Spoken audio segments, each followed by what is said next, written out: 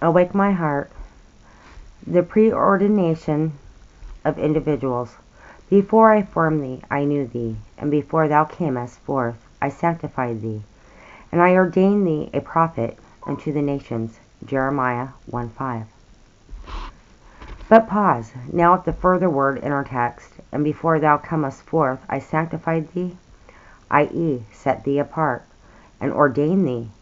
Yes, here is a preordaining divine purpose. Before ever the man is born, God has a pre-visualized role for him.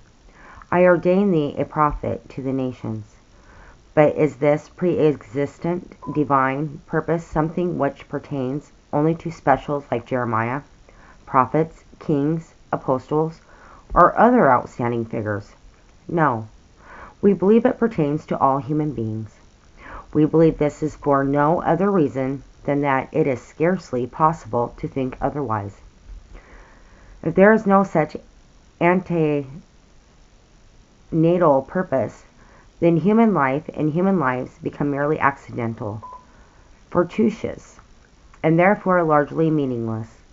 The hand of God becomes slack on things, and his heart does not greatly care. This surely seems out of keeping with what the Bible teaches us concerning God and human beings.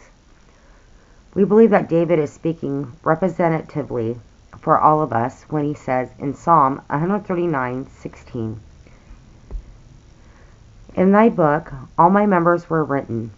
Moreover, do we not read more than once or twice in our Testament epistles that the redeemed who comprise the true church, our Lord's mystic body, were chosen in him before the foundation of the world, and that those whom God did foreknow, he also did predestinate."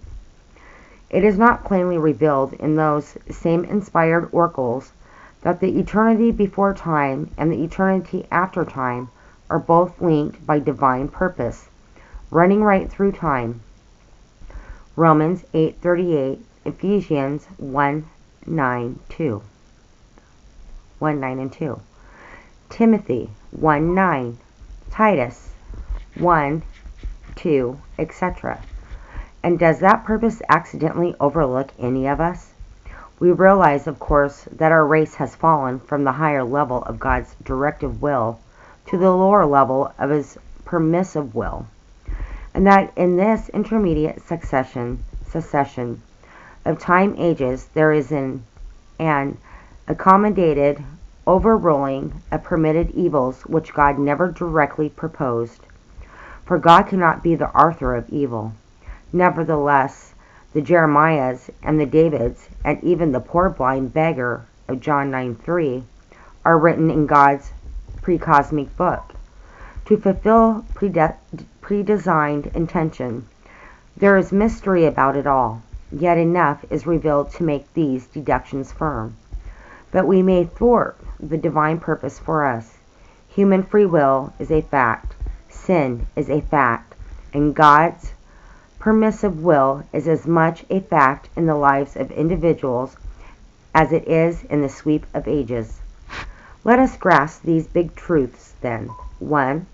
God has an advanced purpose for each human life. 2. His purpose for us may be foiled by sin, as indeed occurs in millions of lives over which the God of John 3:16 grieves. 3.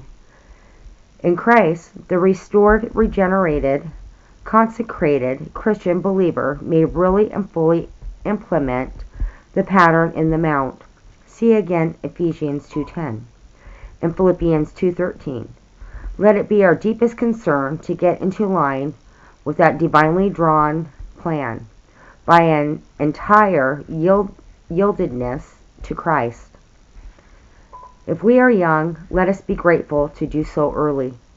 If we are older, let us remember that the high calling stretches on into the beyond. Let us each pray it meaningfully. Dear God, who has a special purpose and plan for my life, help me to get into it, to keep in it, and to fulfill it, both here and hereafter. Amen.